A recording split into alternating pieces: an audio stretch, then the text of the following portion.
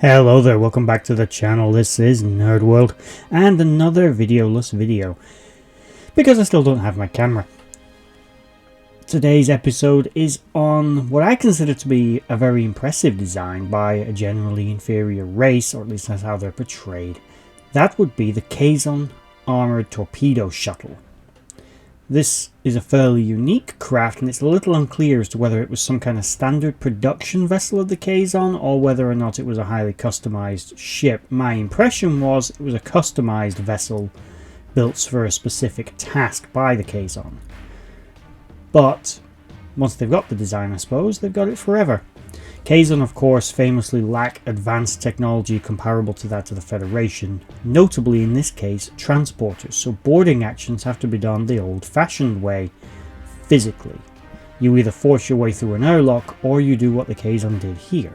Before we get into talking about this unique little ship in Star Trek, please like, share, subscribe, comment down below. Tell me what you think of the Kazon, because I know there is something of a divisive topic, as can Voyager be, sometimes a little polarizing amongst the fan base. Kazon are actually one of my favourite races in Star Trek, even though they are like a little Klingon wannabe species. With that out of the way, let's get into the conversation about the Torpedo Shuttle. The Torpedo Shuttle was seen utilised by the Kazon sect known as the Nistrum, headed by Maj Culler, and by now his partner Seska, a Cardassian spy who had been working amongst the Maquis. She now served as advisor to the Kazon Nistrum, helping him in his everyday trials with the other Kazon, as well as attempting to seize Voyager's technology, which I will point out something interesting that comes to mind on this subject. Right? I know Voyager seems like a more tempting target maybe to the Kazon, and they seem to pursue it relentlessly. I understand Seska's motivation, and to a degree the Kazon's. But why the Kazon Nistrum was specifically obsessed with Voyager? For example, other races in the Delta Quadrant were seen to utilize replicators, transporters and other technologies, even in the areas around where the Kazon lived.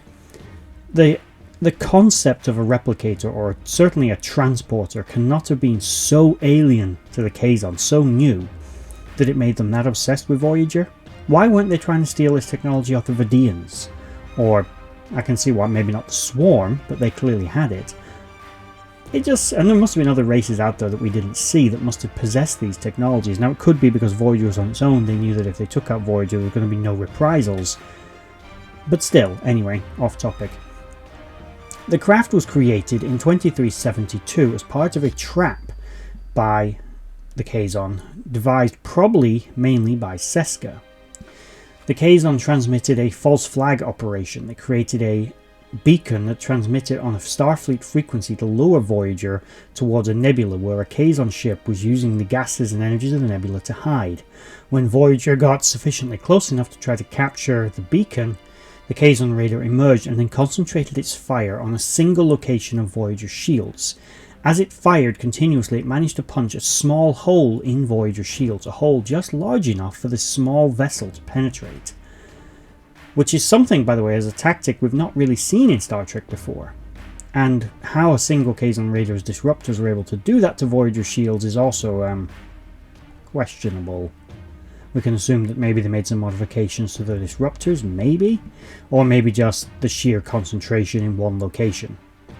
And Voyager was not smart enough to simply move a little bit. Anyway,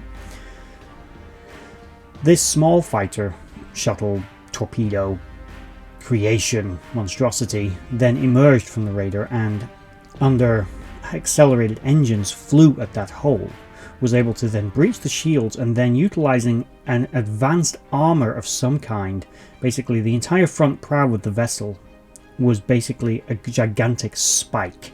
Similar to an old Greek or Roman trireme, it was designed to breach the hull of an enemy vessel and embed itself. It had an entry port at the front of the ship, so once the craft had penetrated deep into the hull, the crew, who carried a maximum seemingly of 3 Kazon warriors, could disembark from the craft and then make their way through the ship.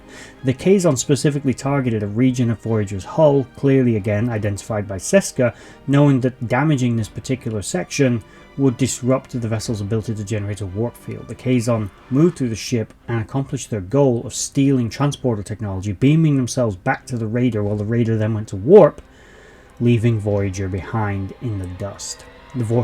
But as a consequence, they had to leave this rather impressive little ship embedded in the hull. Now, there's nothing to stop the Kazon building another one, but it did let Voyager see just how advanced and thinking, at least, the Kazon had become, with Neelix noting that he'd never seen the Kazon use tactics like this before, ever. He'd never heard of them doing it. And Tuvok then to chime in with, the Kazon had never had a tactical advisor with Cardassian, Maquis, and Starfleet combat training and tactical experience, which is very notable. As I said, the Kazon lacked transporter technology, so a breaching pod of this nature makes a lot of sense. Basically, it worked by using extremely high acceleration engines and an enhanced structural integrity, as well as that very strong prow.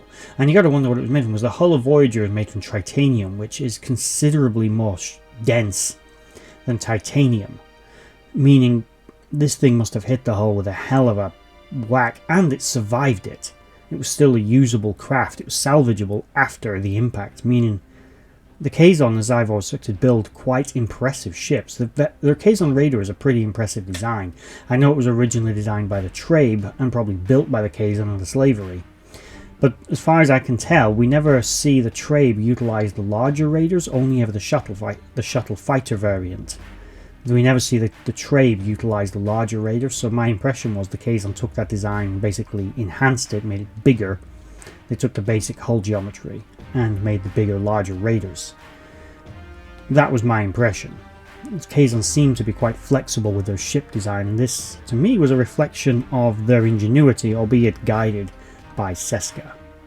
So, what do you think of this craft? What do you think of the Kazon? Because I know, again, they are pretty polarizing as a race, and a lot of people don't like them because, again, little Klingon wannabes in the Delta Quadrant.